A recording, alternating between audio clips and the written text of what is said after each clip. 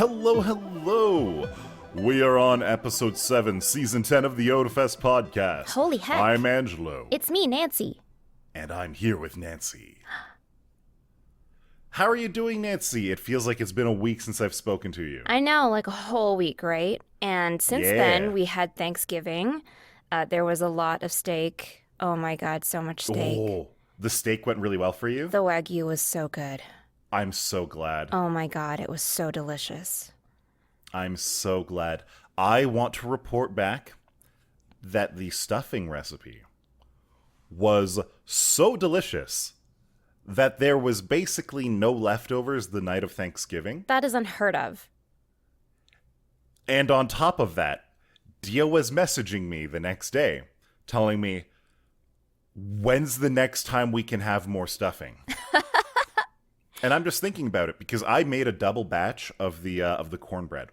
There was still a lot of cornbread in the fridge. So just and I'm make just more. sitting there thinking, you know, we don't have any more of the sausage hanging around, but I did take out some chicken thighs to cook that night. Mm-hmm. And I mean, those would be great. Mm-hmm. So I made a whole new batch of stuffing that night. Amazing. And that's what we had. The only thing is that the recipe, I put about 50% more stock into it than it called for, just so that it'd be a little bit more moist. It was a little bit drier the first time around. Good. You're getting to a point with a recipe where you can actually be like, I'm going to adjust it so because I think it would be better. Yeah, I love when you get to that stage with a recipe. I found a new recipe this week that I think the weather calls for. I was looking for some stewing recipes where I can stew some things. And like, you know, I do my standard, like, I could do a beef stew. I could do, something along those lines. And there's always like variations, right? There's like an Irish stew where you can make like a bourguignon or something like that. Yeah. But they're all beef-centric, and I was looking for something a little bit different. And up pops a recipe for miso tomato chicken stew. And I was like, I like all of those things. I'm going to make it. So that's what's on deck. Interesting sounding. Yeah, I know. And that's what's on deck for this weekend. So I'm going to try it. I have all the things I need, including the chicken, because I have some frozen from the last time we went to Costco and got like a ridiculous amount. So I want you to tell me how it works out, because we love to have miso, because like miso soup in the morning or for like a nice light lunch or something like that, it is really good. Yes. It comes together quickly. But in a miso stew, because the miso is really like heat sensitive, isn't it? You're supposed to mix it in the end for a miso soup. Yes. So miso Do you mix usually, it in the end for the stew? Yes, and you only let it simmer very lightly for 15 minutes. Okay. So it's not like you don't add it at the very, very beginning. This stew also has potatoes in it, which I'm very, very pleased about because I love a good stew with some potatoes in it. Yes. Absolutely. So good. There are two things that a stew is not complete without. Potatoes is one of them. I want big, hearty chunks of tuber. Yeah, I love potatoes in my stews. I also like carrots. Oh, yes. Absolutely. Carrots, especially those cartoonishly large ones. I forget what they're called. Nante carrots, maybe? Oh, is there a name for those? Yeah, because they look cartoonish when you actually happen across them at the store, because they don't look like normal carrots that we have in North America. They don't look like normal carrots. Okay, I've seen them at Co-op a couple times. And they are these massive carrots. Like they are 2 inches, 3 inches in diameter sometimes. They are They triangular. are huge. Yes, they're actually triangular. They look like those hilarious cartoonish inflatable carrots that you get for children. Like you they're so look at them and you're like, am I in the grocery store, or did I go into one of these stores that I can't mention by name on the podcast? Well, you see, they are real, and you're not hallucinating them. They are not somehow someone who had gotten a radish to also look like it was a carrot. So they are a type of carrot. They do take a bit longer to cook than regular carrots do, but they're so good in stews. They are just perfect. I believe it. Because you can actually get the big chunks out of them. Yeah, and they taste good and they have a good texture after being stewed. So Ooh. I'll make a batch. If it's good, I'll make a second one. I'll have you guys over for dinner. All right. And I can trade recipes. Bleh, I can trade recipes with you. For Heck that, yeah. Because Dio and I, we wanted to have a little date night the other night.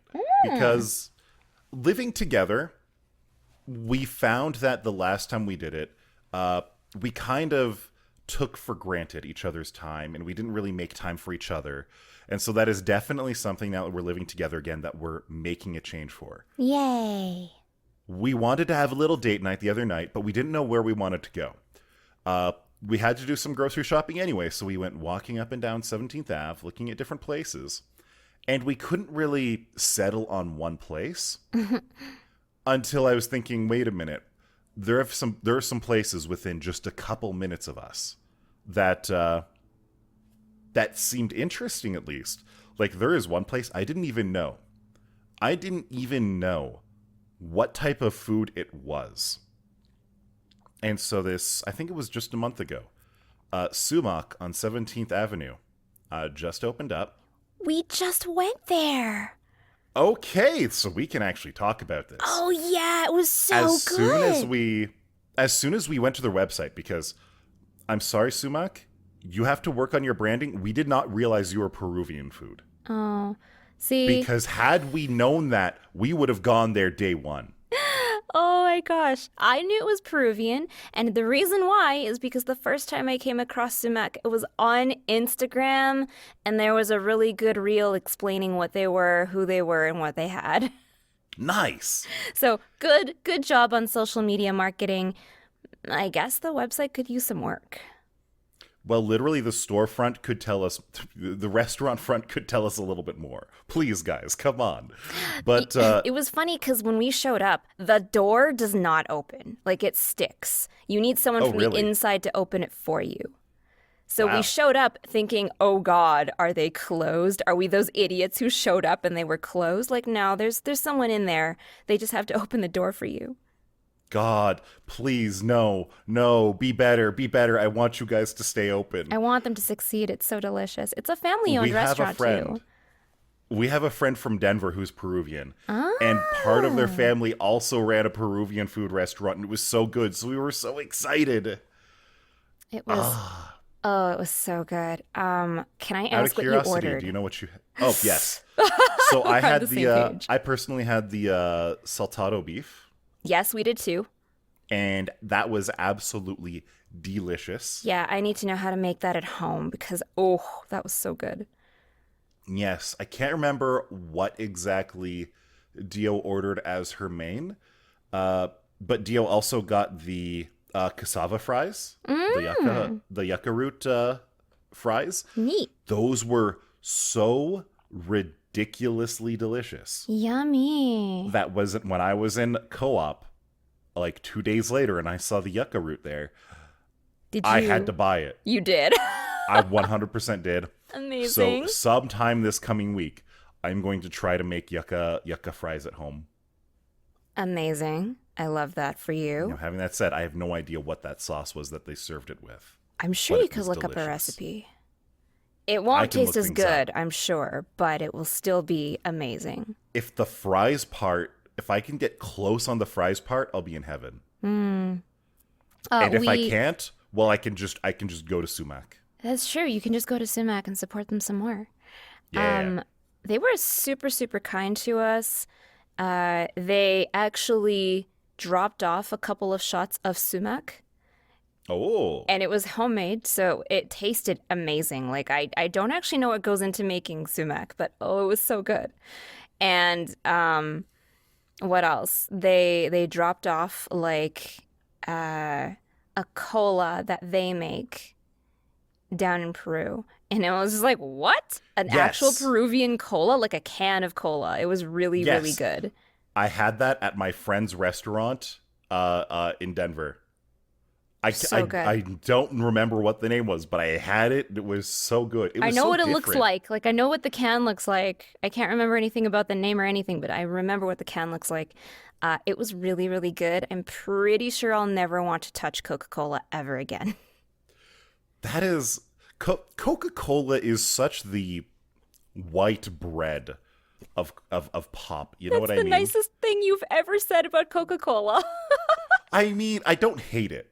I don't hate it either. If someone gives me a can of Coke, I'm pretty happy with that. I'm not happy about it. I'm still at my baseline. I don't think it like adjusts how I'm feeling in the moment any more than a glass of water would. Like, Exactly. It's like oh yeah, a can of Coke. I'm fine with this. yeah, But if it's someone gives okay. me something just about anything different, I would prefer it. Yeah, Almost absolutely. anything. I think off the top of my head, the only pop that someone could give me, and I would be angry about it, is if someone gave me a bottle of Pepsi Blue. Do you remember that from the early 2000s? Ugh. I blocked that out of my memory. And now It was you've so reminded bad. me of what it. You can't see me, listeners, but I'm making an It's so expression. bad.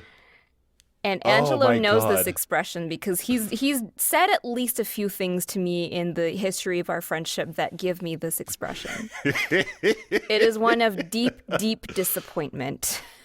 Oh my god. I remember when Pepsi Blue came out. I was still in high school, and I was like, they just put it in the vending machine at the school, and I was like, oh yeah, I want to try that. I want to try the Pepsi Blue. And I put the coins in. I pressed the button. It came out the bottom. I opened it up and I took a drink and I was like, what the fuck is this garbage? I was in high school, so I didn't even swear that often, but what the fuck is this garbage? It was like sticky. It was sweet, and it wasn't sweet in a good way. It was like, ugh, ah, ah. It was like sweet in that way that like apples get when they're just about to start turning bad. Yes. Yeah, like overly sweet, almost alcoholic. Almost, Yes. not quite. And it was so gross. I legitimately couldn't finish the bottle. I gave it to one of my friends, and for some reason they liked it. Ever since then, I have not trusted their taste in anything. Well, that's fair. Do you remember the big Coca-Cola, like the vanilla craze? Oh hell yeah! Yeah, that No, was an 100%. interesting. I remember when vanilla Coke was new. Yeah, that was an interesting time. But yeah, it was a really good cola. Like, I would absolutely get more of it. And they were just like giving us freebies all throughout the meal, and it was amazing. I remember what else I got aside from the saltado beef. It was the ceviche, tilapia ceviche. Oh, So okay. good. So good. I believe it. We didn't grab any of the seafood, but our Peruvian friend from Denver, what they said, and so Dio and we've already got it on our list that we have to go back there and try it, is to get the casitas. I don't know what The that is, but I'm willing to try them now. the casitas are grilled golden Yukon potato puree, topped with your choice of seafood topping, either crab, shrimp, or jalea. Jalea? I'm not sure. I'm not sure how to pronounce it. But my Peruvian friend says that is probably the best thing on the menu. Yum. The only other Peruvian place I've been to was Pio, I think, and they just do Peruvian chicken specifically. All right. But yeah, sumac was really good. Like, that's a fantastic date night experience. It really was. And I love the vibes inside. Yeah, the decor was super nice. It was very colorful. It felt a little bit like artsy. Hmm. I loved the beaded work on the wall. Yeah, that was Because- really cool. What it reminded me of, I think it was the Inca Empire in Peru that didn't actually have formal writing. Instead, their system of recording was to take strings and tie knots in them. And the number and order of the knots and the spaces between them is how they would record information down. And the So- beads looked like they were inspired by that. So the really cool thing too is that when you get your utensils, they also have some of the same yarn tying it together. So you know how like a lot of places they just have like a little paper slip that just wraps around your napkin and your utensils, and you know the first thing you do is you snap it off.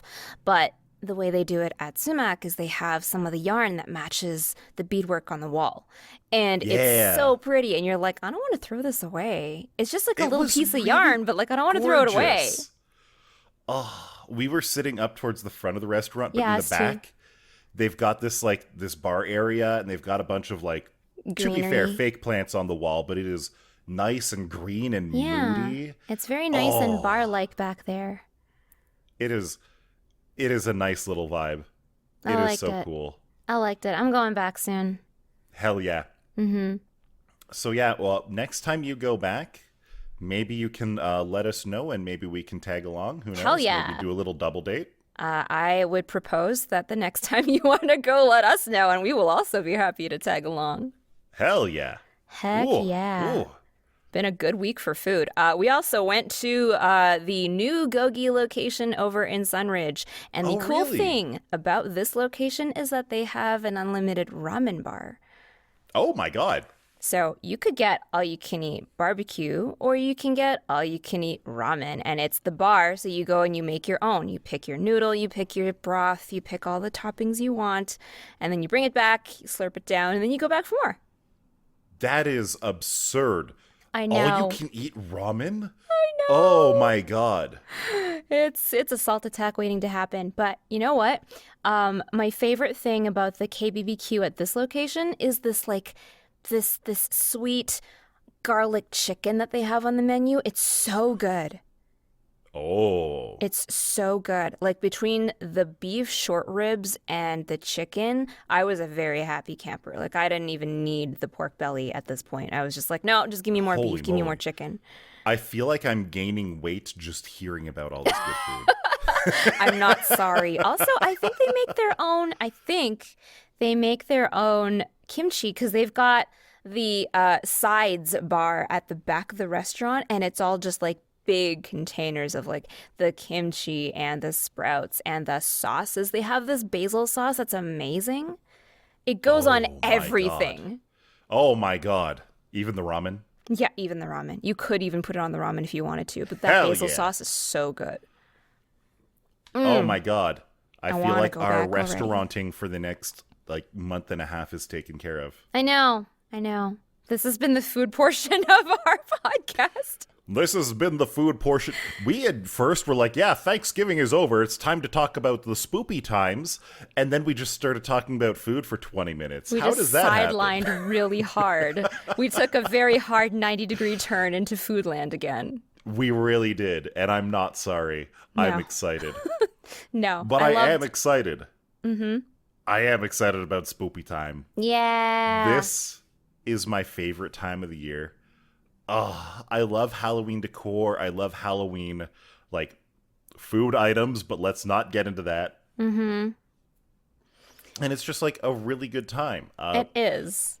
So this weekend, literally in a couple hours, Dio and I are going to be driving up to Edmonton for a Halloween party with a friend.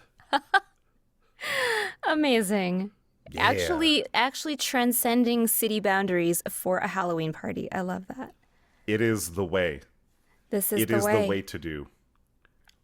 So very recently, I was down in LA to go do some voice work. And people in LA, people who have houses and have a lawn, dang, Orange County, you guys really take Halloween decorations to the next level.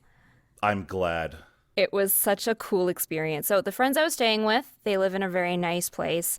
The neighborhood is, I would say, very Hamptons-esque. So pretty big houses, but not ridiculously big. And people generally have a very sizable lawn, front and back.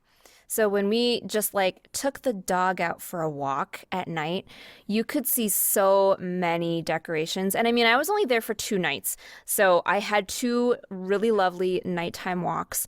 And even between those 2 days, the amount of decor that was up between day one and day two, just day and night. Like you could see that someone Oh, had started with like a cemetery bit. So they had gotten like a bunch of gravestones up, but some of them weren't written on yet, right? But they still had like a whole bunch of it all set up. And then the next day, a whole bunch of them had like writing on them. There were like arms sticking out of little potholes that were in the lawn, and they had this little tea set. So like a little round table, 2 chairs that normally belong on their lawn because they've got a little patio for sitting and just sitting and enjoying some tea or coffee, whatever.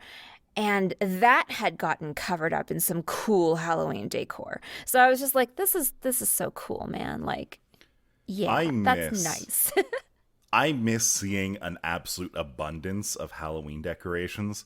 I remember back in my childhood, it felt like every other house had an elaborate display of decorations. And these days, it's just not quite as common.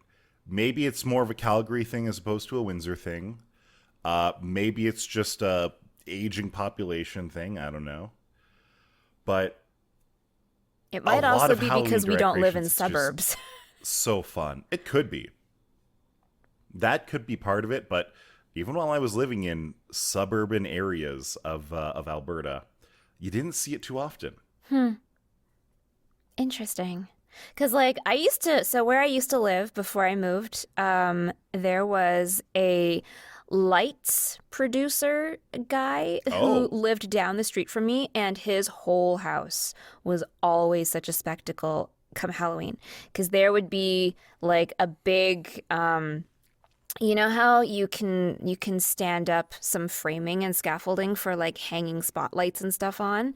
So he would yeah. have one of those across his driveway, so like right up Oh my against the God. sidewalk over the driveway. He'd have this big scaffolding arch, and there would be lights, there'd be fog machines, there'd be sound playing, there'd be projectors. Sometimes there was music, and he would do the choreography to the music with the lights and all that fun stuff. It was great, but he was the only one who did it on my street because he has all the equipment and he has all that stuff and he does it for fun and for job, right? For his work.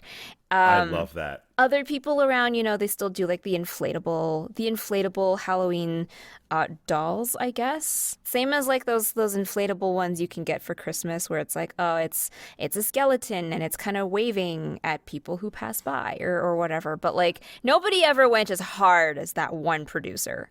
Yeah. Oh my God. Imagine if that producer was able to get a hold of the 12-foot skeleton from Home Depot. Maybe he already has. Like I feel like he would be the kind of person who would absolutely sit that on his lawn. Yeah. It's entirely possible. Oh, I only started hearing about the 12-foot Home Depot skeleton like a year or two ago. And every now and then I'll come across a post online about them, about how people like just turn it into a cultural icon. They start dressing it up in seasonal outfits. They never take it down. They just have this giant Home Depot 12-foot skeleton in their yard year round. And I'm just like, I mean, if you're gonna go that hard on having a skeleton in your yard, you may as well. yeah, these people are cooler than us. Oh, yeah, I fully 100%. understand that. Fully. Oh, that is a level of coolness that I can only aspire to. But Agree. was there ever a specific Halloween decoration, or did you ever do Halloween decorations at all? I mean, there were a couple of years where we did like the standard, okay, we're gonna put up like the cotton the The cotton spider webs spider and stuff? webbing, tape a couple of things to the wall. I never really got like into the decoration per se, but I definitely really like burning Halloweeny candles. And I'm All gonna, right. yeah. So like I would go and I would buy these big pillar candles that are like black. and I would just light them because it looked really cool and very like, and I would maybe like put them on like a little crystal holder so the light bounces around a little bit. Put some spooky music on. Actually, I found a really good Halloween lo-fi playlist that I've been blasting lately. Nice. So it's more about the vibes for me than it is about the decor, I think. That's very fair. I remember eons ago, back when I lived in Windsor, back when I was still in grade school, there was one year where we found this one spider decoration. And it was, I would say the spider decoration itself was maybe 1.5 feet, maybe 2 feet in diameter. It was a big-ass spider that you would hang above your door. And it was motion activated. Oh. So when people would walk under it, it would drop this spider from like 6 feet above and play like this screaming, awful music. And it was horrifying. Like, it was not a cute decoration. It was not like a fun decoration. This was designed from the bottom up to make people poop themselves. And the year that we put it up, we scared several children away. But the funniest thing was, we scared a mother away who abandoned her child on our doorstep. No! She must have felt so bad. Oh my gosh. That's an internet video waiting to happen. Oh, that sort of feeling is when you know you have a really good decoration. Yikes. How fast did it take for it to become annoying for you, though? Because you had to listen to that the whole time. I loved it. We loved that decoration because of how horrifying it really was. And it is so sad because the place where we hung it from, over the course of Halloween night, it was kind of laying against the light bulb. And light bulbs back in the day were basically making metal so fucking hot that it didn't quite melt, but it would melt everything around it. Oh, no. So the next day we were taking some of the decorations down and we looked at it, and it had this large light bulb shaped impression right on the side of it, and then it never worked again. No! What a shame. So it worked for one Halloween. It worked amazingly. We loved it. But unfortunately, incandescent bulbs had yet another victim. Ugh. Well, other than my electricity bill, I suppose. Not that Exactly. actual electrical usage these days matters as much as all the fees that are on our bills, but... Oh, 100%. That's a whole different conversation. Speaking... I think for our house, like, the usage is maybe $30, $40, and the rest of it is just fees. Yep, us too. But Speaking of really weird haunted things, did anything weird and haunted ever happen to you that wasn't like an intentional prank?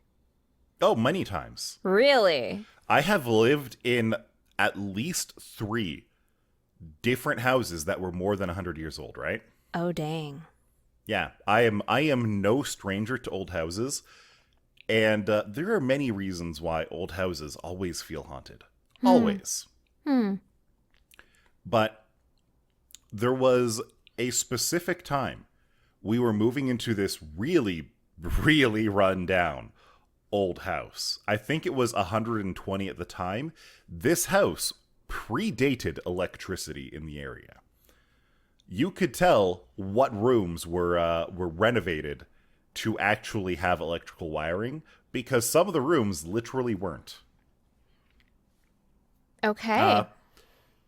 And so the day that we were moving in, I shouldn't say moving in, the day that we were prepping for move-in, because there was a lot of wallpaper that was hanging off the walls in thick chunks, like 1/4-inch thick chunks. Oh, People had just been wallpapering over wallpaper for so many decades that it was literally falling off in what probably could have been classified as a mineral similar to Ford agate.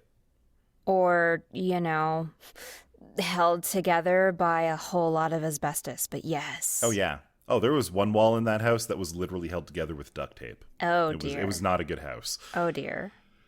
But on this specific day, Me and my dad were at the place. We were looking. When we went to leave, we were looking for his car keys. They suddenly weren't in his pocket. He's like, "What the hell did you do with my keys?" And I'm like, "I didn't touch your keys. Why did you take them out of your pocket? Why did you put them down somewhere?" He's like, "I didn't." And so we were looking around everywhere. We eventually found them on a ladder outside that was put at the top of the house. At the top of the ladder. Who leaves their house keys on a 12-foot ladder outside on top of it? What the heck?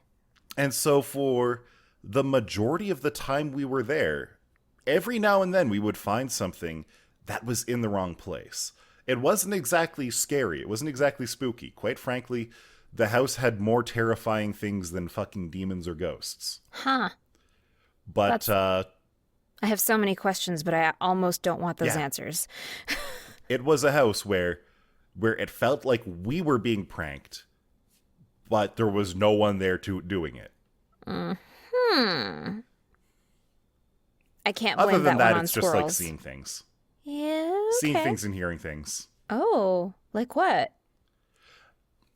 The famous one would be things like the Hat Man or shadow people. You know how sometimes you're like, you think you see something out of the corner of your eye. And again, that's something that can happen in old houses, or you can hear footsteps when there's no one else home. That is just kind of a standard thing for really old houses, and it's more common than you would believe. The reality is, in old houses, unfortunately, the manufacturing tolerances have loosened over time, right? Certain things don't quite mesh together. Certain things don't quite stick together the way they did. They can rub together that make sounds. They can shift as the house changes, and heating and cooling makes things expand and contract against other things. There's also a really interesting phenomenon where noise that is lower than the human ear can hear can have a resonant frequency with your eyes. No. And this can make you see things from sound. Oh, no. That sounds super creepy. Oh, yeah, it is. It is. It's such an interesting phenomenon. I'm going to look that up later. Yeah. When I was a kid, we did the standard thing. So my cousin is over, we're playing games. We decide we're going to play some hide and seek. And I go and I hide in the closet. Now, our closet doors were not solid.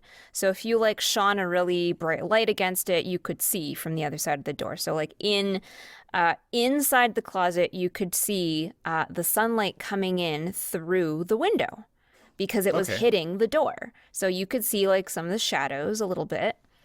And I thought that someone had come into the room and gone out because you could see the shadows moving across the door.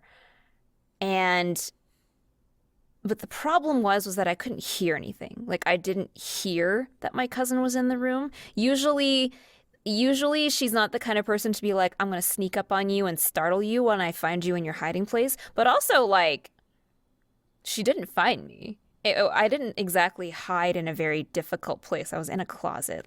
The first thing you do is you check all the closets when you're doing hide and seek. So easy. I saw someone. It looked like they had walked into the room, stood, faced my closet, and then just walked out. Oh. So it was really creepy. So I was just I popped my head out and I was like, where'd she go? I go out into the hallway and she was right there and she was like, you're doing it wrong. You're supposed to hide. You're not looking for me. And I was like, no, why didn't you look in the closet? She's like, I didn't make my way to the room yet. You popped out before I could get in there. So creepy. Ooh. Super, super creepy. And that was a window where people can't walk across and have their shadows like cast into the room. It wasn't one of okay. those. So like it wasn't someone outside the house either. And Oh my. to this day, I will never have answers around that. And that was an older house too. So it was like, Ooh. Oh my. This is another thing. It's less of a haunted experience, but more something that is like a deep scar on my fear response, right? oh dear. So back when we were really young, back when we were really young, the basement of the house, basements always feel haunted. Yeah, I don't know what it is. 100%. You can have like a nice house, brand new, and you go into the basement, it's like, was this on top of an Indian burial ground or something? Because it feels Yeah. like there's ghosts here. I feel closer to dead bodies here. And the stairs for the basement were the kind where they were like the step, but there was no backing for the step, so you could see whatever was back there. Right. To this day, I hate these stairs. I refuse. I have I nightmares do not about want a stairs house like with that these too. types of stairs.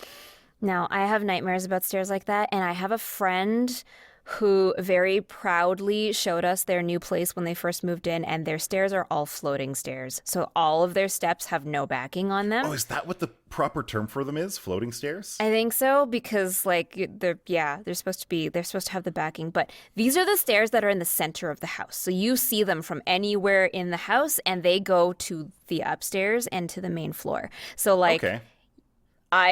I have this like irrational thing where if I need to go use the washroom, I'll use the one in the basement instead of taking the stairs upstairs.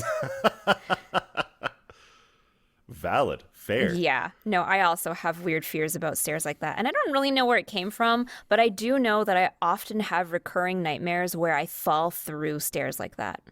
Yes. Like, that's the thing. I've always been.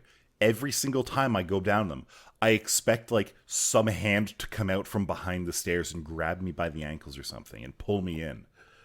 Like, this has been a fear that has existed since early childhood. I And I've don't just really know what caused always it hated either. those stairs. Yeah. Like, I can't pinpoint a specific memory that caused this. I just know that that is something that tickles the back of my critter brain. Yeah. Yeah. It's weird. Ooh. Oh, Oh, gas leaks. That's another thing about old houses that make me feel No. haunted. no. Oh, no. That's awful. Oh, legitimately. Like, if you're in an old house and there's maybe a water heater in the basement that hasn't been properly serviced, that is one of the major reasons why sometimes basements feel haunted, or utility rooms or things like that, because of minor gas leaks that aren't enough to actually cause like an exploding hazard, but are enough to make your brain feel like something is wrong. And that's where you get that haunting feeling from. And probably okay, and I'm making some conjecture here. There's probably some carbon monoxide leaking into the atmosphere with an older water heater like that. Oh, 100%. 100%. Open up the windows in your basement. Get the air flowing. Make sure it's well ventilated. Oh, Otherwise, you're in for the worst kind of haunting. oh, jeez. Ooh. Terrifying. Terrifying. You know what's sometimes more terrifying than ghosts in your house? Outing yourself as a weirdo at work. And so, like, every now and then, every time someone changes companies, the number one question, like if they're a cosplayer, if they like Halloween costumes or things like that, the big question is, do people at this company dress up for Halloween? Can I go to work in a Halloween costume? And AKA, is this a new opportunity for me to make use of my cosplay? exactly.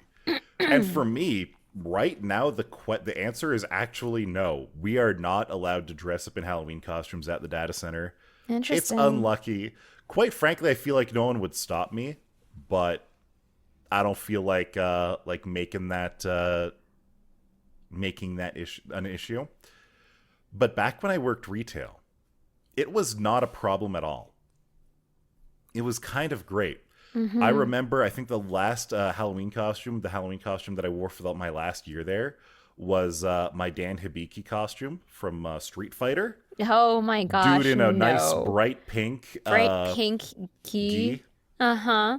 It was fantastic. And my coworker at the time, when I told him this is what I was going to dress up as, he was like, brother, I got you. I'm going to dress up as Akuma.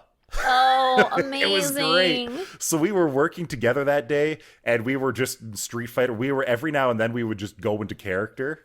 It was the most fun thing ever.